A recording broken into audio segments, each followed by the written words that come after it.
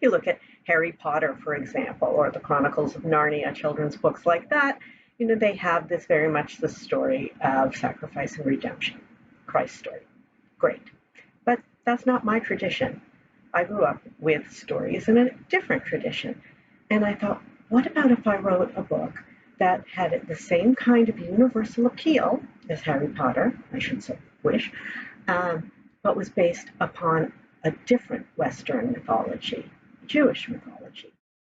This is a story in which the main character, Danny, is living as a disenfranchised person in a ghetto, which is based on the ghettos in Venice, and being persecuted.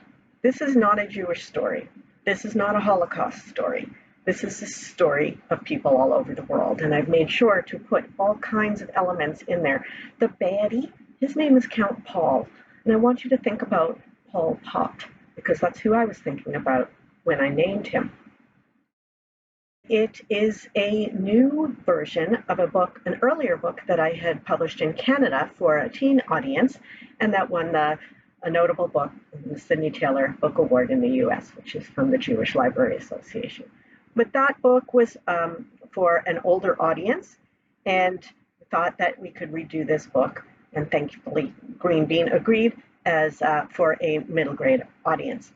And as it turns out, I think the book is a much better book now. There are echoes of all different kinds of things. There are characters that are disappeared. These are coming from Chile, the disappearance during that terrible situation there. And they're put together in a story of hope, of repairing the world, which is the Jewish idea of tikkun olam. It's very much that mythology that underlies this whole golem story.